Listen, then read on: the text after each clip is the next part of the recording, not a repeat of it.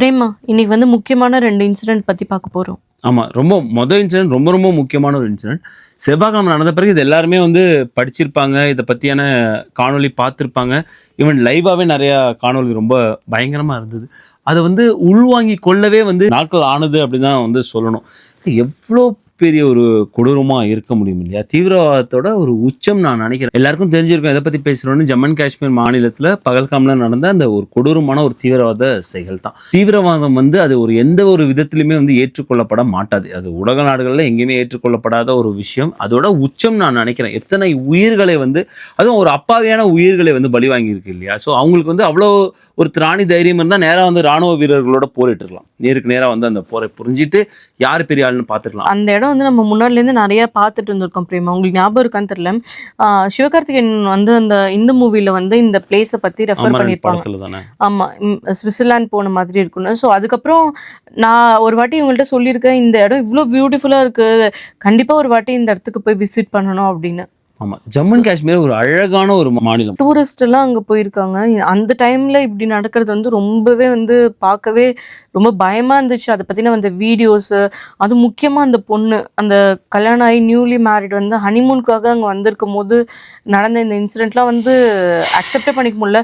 அதுவும் அந்த பொண்ணு அவங்க ஹஸ்பண்ட் பாடி பக்கத்துல அப்படி உட்காந்துருந்த வீடியோஸ் ஃபோட்டோஸ்லாம் ஏதோ உள்ள பண்ணிட்டே இருந்துச்சு. ஆமாம், அந்த ஒரு புகைப்படம் எனக்கு தெரிந்து இன்னும் காலத்தால் அழியாத ஒரு புகைப்படமாக போயிடுச்சு. தீவிரவாதத்தோட ஒரு கோரச்செயலை விவரிக்கிற பல புகைப்படங்கள் இருக்கு இல்லையா? அந்த புகைப்படத்தில் அதுவும் சேர்ந்ததாக ஆயிடுச்சு. ஏன்னா அந்த பொண்ணு உட்காந்துருக்கும் போது எதுவுமே செய்ய முடியாத ஒரு எதுவுமற்ற நிலையில தான் உட்காந்துருக்காங்க.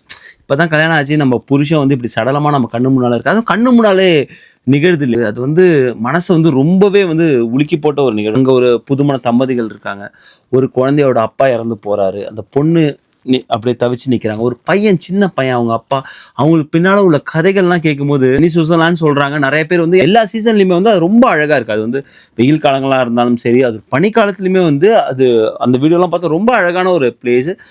முக்கியமாக டூரிசம் வச்சு அங்கே ஒரு லோக்கல் எக்கனாமியை, பொருளாதாரமே வளர்ந்துட்டு இருக்கு. அப்படி ஒரு இடத்துல ரொம்ப பிளான் பண்ணி அதை பண்ணியிருக்காங்க. ரொம்ப முக்கியமான ஒரு விஷயம், அந்த தீவிரவாதிகள் கும்பலில் சில பேர் அண்டர் 18 இருந்தாங்க அப்படின்னு நேரில் பார்த்தவங்க சொல்கிறாங்க. சின்ன பசங்கள்லாம் கூட தீவிரவாதிகளாக இருந்து அவங்க கையில் துப்பாக்கி இருந்து பார்க்கவே கொடூரமான ஒரு விஷயம் இருந்ததுன்னு. இறந்த அனைவரின் ஆத்மா சாந்தி அடையணும்னு வேண்டிப்போம். குடும்பத்துக்கு ஆண்டவன் எல்லா சக்தியும் தரணும். உங்களுக்கான எல்லா மரியாதைகளோடு தான் அடக்கம் பண்ணுவாங்க. கண்டிப்பாக இறந்த ஒவ்வொருவரும் ஹீரோ தான். கவர்மெண்ட் அதுக்கான ஸ்டெப்ஸ்லாம் எடுப்பாங்க. கண்டிப்பாக அதுக்கான பதிலடியும் கொடுப்பாங்க. ஆனால் நம்ம முக்கியமான ஒரு விஷயத்தை புரிஞ்சுக்கணும். அங்கே நம்ம எப்பயுமே நம்ம இந்தியாவை கைப்பற்றணும்னு நினைக்கிறவங்க என்ன பண்ணியிருக்காங்கன்னா, ஆதி காலத்தையும் பார்த்தா ஒரு ஆங்கிலேயர்கள் எடுத்துப்போமே, அவங்களுக்கு ஒரு ஸ்டேஜுக்கு மேலே முடியல நம்மள. அப்போ என்ன பண்ணாங்க? பிரித்தாளும் கொள்கை. இவங்கெல்லாம் சேர்ந்து நின்னா தான் பிரச்சனை. இவங்களை மதமாக பிரிப்போம். இப்போவுமே சரி, நம்ம நிறைய அரசியல்வாதிகளை பார்ப்போம். நம்ம எப்பயா சேர்ந்தா நம்ம ரொம்ப ஸ்ட்ராங்காக ஆகிடுவோம். அப்படிங்கிறதுனால பிரித்தாளும் கொள்கை, அது மதத்தால் இருக்கலாம், சாதியிலால் இருக்கலாம், இனத்தால் இருக்கலாம், நிறத்தால், இந்த மாதிரியான பிரித்தாளும் கொள்கையை மட்டும்தான் உலகம் முழுவதும் கையாளுறாங்க. தீவிரவாதிகளும் அதை மட்டுமே கையாண்டு நம்ம இந்தியாவை பிடிக்க நினைக்கிறாங்க. அதுதான் என்ன பொறுத்த வரைக்கும். இவங்க எல்லாமே ஒத்துமை ஆயிடுவாங்கிற பயத்திலே ஹிந்து முஸ்லீம் அப்படின்னு பிரிக்கிறாங்க. அங்க நிறைய பேரோட உயிரை ரத்தம் சொட்ட சொட்ட தூக்கிட்டு போன நிறைய இஸ்லாமிய சகோதரர்களும் இருக்காங்க. நம்ம எல்லாருமே தெரிஞ்சுக்க வேண்டியது, நம்ம இங்க மதத்தால பிரிந்து விடவே கூடாது. இந்தியா என்ற ஒன்றுபட்ட நாடு. நம்ம ஒன்றுபட்டால் மட்டுமே ஸ்ட்ராங்கா இருக்க முடியும். ஒருத்தவங்க பண்ற விஷயம் எல்லாரையுமே பிளேம் பண்றது ரொம்ப தப்பான விஷயம் பிரேமா. ஏன்னா நிறைய இடத்துல அந்த மாதிரியான வீடியோஸ்லாம் சர்க்குலேட் ஆகுறதையும் பார்த்தோம்ல. ஆமா, அது ரொம்ப மனசு கஷ்டமா இருக்கு. ஏன்னா அந்த தீவிரவாதி அவன் பண்றானா, அவன் தீவிரவாதி, அதனால அவன் பண்றான் இல்லையா? நீ என்ன மதம் கேட்டு சுட்டான்னா அவன் தீவிரவாதி, அதை பண்றான். அதே நம்ம பண்ணோம்னா நமக்கும் அவனுக்கு என்ன வித்தியாசம் இருக்கு? கரெக்ட். இந்த தீவிரவாதத்தை கண்டிப்பா பதிலடி கொடுப்பாங்க நம்ம ராணுவ வீரர்கள். அது ஹிந்துவா இருந்தாலும், கிறிஸ்டியா இருந்தாலும், முஸ்லீமா இருந்தாலும், சீக்கியா இருந்தாலும், ஜெயினியா இருந்தாலும், ராணுவ வீரர் நிற்கும் போது அங்கே இந்தியாவுக்காக நின்று நம்ம எல்லையில காப்பாங்க. நம்ம இந்தியாவுக்குள்ள உள்ள நம்ம என்ன பண்ணணும்னா, அதே மாதிரி மதத்தால பிரியாம ஒன்றுபட்டு தீவிரவாதிகளோட எண்ணத்தை முறியடிக்கும். அதுதான் என்னை பொறுத்த வரைக்கும். ஏன்னா நம்ம என்னைக்குமே பிரிஞ்சிடக்கூடாது. அப்படி பிரிஞ்சுட்டா இந்தியாங்கிற ஒரு அழகான நாடே இல்லாமல் போயிடும். இதை ஒட்டி நிறைய ஹேட்ரேட் பரவ ஆரம்பிச்சு. சோஷியல் மீடியாவுக்குள்ளே போகல, சமூக வலைத்தளத்தில் அவ்வளோ ஹேட்ரேட் கமெண்ட்ஸ் போயிட்டு இருந்தது. அதான் ஹிந்து முஸ்லீம்க்கு இடையில. ஆனால் அதெல்லாம் அப்படி இருக்கவே கூடாதுன்னு நினைக்கிறேன். நம்ம ஒத்துமையாக இருக்கணும். செஞ்சோம் ஒரு தீவிரவாதி, நம்ம உள்ளே இருக்கும்போது நம்ம எல்லாமே ஒத்துமையாக இருக்கக்கூடாதுங்கிற ஒரு நோக்கத்தோட செய்யணும். அதை நம்ம முறியடிக்கணும்னா நம்ம ஒத்துமையோடு இருந்தால் மட்டும்தான் முடியும். அந்த இடத்துல ராணுவ வீரர்கள் இருக்க மாட்டாங்களா? ஆக்சுவலி ராணுவ வீரர் நிறைய உள்ள ஒரு பகுதியாக தான் சொல்கிறாங்க. ஸோ அந்த ஒரு இன்சிடென்ட் ரொம்ப இமைக்கிற நேரத்தில் நடந்துச்சு. இதுக்கப்புறம் தான் நிறைய இன்வெஸ்டிகேஷன் நடந்து எப்படி நடந்தது, ஏன்னா அவ்வளோ துப்பாக்கி எடுத்துகிட்டு இவ்வளோ பேர் உள்ளே வராங்கன்னா எப்படி நடந்ததுங்கிற இன்வெஸ்டிகேஷன் இது வரைக்கும் வந்து அதுக்கான சரியான விடை இல்லை. இது வரைக்கும் அவங்கள யாரு என்னன்றதை அது நிறைய ஸ்டெப்ஸ் போயிட்டு இருக்கு. நிறைய பேர் வந்து இது பாகிஸ்தானோட செயலா இருக்குமா, இல்லை வந்து அவங்க வந்து இல்லை எங்களோட செயல் இல்லை, இது வந்து காஷ்மீர்ல இயங்கக்கூடிய ஒரு அமைப்புங்கிறாங்க. பட் இந்தியா இந்த மாதிரி நிறைய போய்கிட்டு இருக்கு. இந்த வரைக்கும் வந்து நம்ம இதுதான் அப்படின்னு சொல்ல முடியாது. பட் தீவிரவாதம் அது எந்த ரூபத்தில், அது பாகிஸ்தான்லேருந்து வந்தாலும் சரி, அது உள்ளூர்லேயே பிறந்திருந்தாலும் சரி, தீவிரவாதமே இல்ல பிரேமா. அவங்களுக்கு யார் அந்த பர்சன்? அது ஆக்சுவலாக வந்து நிறைய வந்து பிக்சர்ஸ் வந்து வெளியிட்டு இருக்காங்க, வரைபடம் வந்து வெளியிட்டு அந்த சிசிடிவி பணிகள் நிறைய இடத்துல சிசிடிவி தான் சொல்றாங்க. நிறைய இன்ஃபர்மேஷன் கலெக்ட் பண்ணிட்டு தான் இருக்காங்க. ஸோ துரிதமாக செயல்பட்டு தான் இருக்காங்க. இது வரைக்கும் 26 உயிர்கள் போயிடுச்சு. 25 பேர் வந்து இந்தியாவை சேர்ந்தவர்கள், ஒருவர் வந்து நேபாள் நாட்டை சேர்ந்தவர். இன்னும் நிறைய பேருக்கு வந்து படுகாயம் அடைஞ்சிருக்கு. படுகாயமானவங்க சீக்கிரமாக குணமாகணும். தீவிரவாதத்தை முற்றிலும் ஒழிக்கணும்.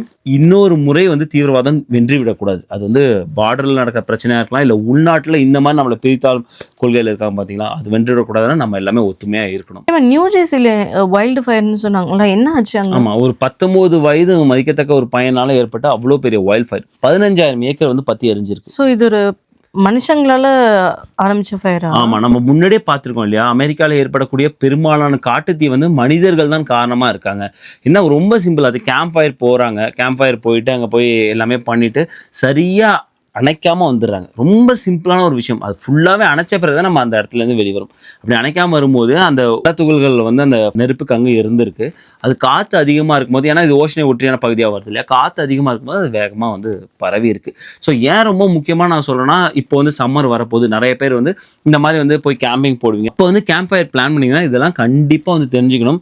அது நிறைய பேர் ப்ரிடிக்ட் பண்ணியிருக்கிறது, இந்த ஒரு சம்மர் ட்ரையாக இருக்கக்கூடும் அப்படின்னு ப்ரிடிக்ட் பண்ணியிருக்காங்க. ட்ராவல் பண்ணுறதுக்குலாம் கூட ஒருத்தவங்க கேட்டிருந்தாங்க பிரேமா, இந்த மாதிரி ட்ராவல் பண்ணுறதுக்கு வந்து ஏதாவது டிலேஸ் வருமா, இல்லை ஃப்ளைட் கேன்சல் ஆகுமா, நியூ ஜெர்சி பக்கமாக போய் போனான்னு? ஆமாம், இன்னைக்கு ஸ்டெப் பொறுத்த வரைக்கும் வந்து நேற்று வரைக்கும் வந்து ரொம்ப பிரச்சனை தான் இருந்தது. அதான் நிறைய எவாக்குவேஷன் ஆர்டர்ஸ் இருந்தது. நிறைய ஹைவே, அதாவது கார்டன் ஸ்டேட் ஹைவே எல்லாம் நிறைய இடத்துல வந்து மூடி இருந்தாங்க.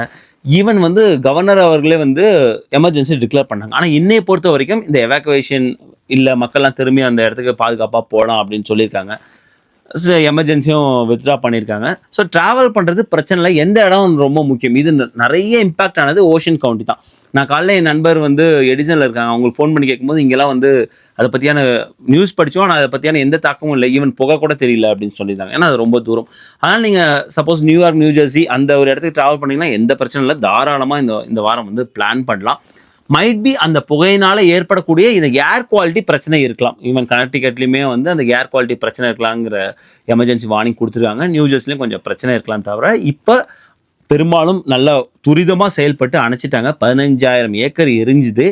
நிறைய வீடுகள், ஈவன் வந்து நூற்றுக்கணக்கான வீடுகள் வந்து, அதாவது வீடுகள் மட்டும் இல்லை, நிறைய கமர்ஷியல் பில்டிங்ஸுமே வந்து கருகி போனாங்க. ஆக்சுவலாக உயிர் சேதம் இல்லை, வெறும் மனித உயிர் மட்டும்தான் அப்படின்னு கேட்டனா உயிர் சேதம் இல்லை. அதை தாண்டி நம்ம அந்த வைல்ட் ஃபயர்ல எத்தனை உயிரினங்கள் வந்து இழந்திருப்போம். ஸோ அதுதான் ரொம்ப முக்கியம். ஒவ்வொரு காட்டுத்தீயில தெரியாத அத்தனை உயிர்கள் வந்து இறந்து போகும். பாவம் அந்த வாயிலா ஜீவன்கள் இல்லையா. ஸோ அந்த மாதிரி நிறைய இறந்து போகும். அதுதான் இந்த காட்டுத்தீயோட பெரும் பிரச்சனையாக இருக்குது. இது ஒரு இயற்கையாக நிகழ்ந்த காட்டுத்தீனா கூட நம்ம மனசு எழுதிக்கலாம். அப்படி இல்லாமல் மனிதன் ஒரு 19 வயசு ஒரு பையன் செஞ்ச செயல் விபரீதம் இவ்வளோ இருக்குது. அதுதான் நான் சொல்கிறேன். அவர் வந்து இப்போ ஜெயிலில் போட்டிருக்காங்க. அதனால தான் சொல்கிறேன், தயவு செஞ்சு நீங்கள் கேம்ப் ஃபயர்னு பிளான் பண்ணிட்டீங்கன்னா இதெல்லாம் தெரிஞ்சுக்கணுங்க. அதே மாதிரி வந்து எளிதில் வந்து நீங்கள் ட்ரையான சம்மரில் போய் கேம்ப் ஃபயர் போகும்போது எளிதில் வந்து இங்கே வந்து தீ பற்றிக்கும். அதையுமே கவனத்தில் கொண்டு கேம்ப் ஃபயர் வந்து பிளான் பண்ணுங்கள். கேம்ப் ஃபயர் முடிச்சு நீங்கள் போகும்போது தயவு செஞ்சு அணைஞ்சிடுச்சான்னு மேக் ஷூர் பண்ணிட்டு போகும். நீங்கள் கேம்ப் ஃபயர் பிளான் பண்ணிங்கன்னா எல்லா சேஃப்டி ப்ரிகாஷன்ஸும் மேக் ஷூர் பண்ணணும்னு தெரிஞ்சுக்கணும்.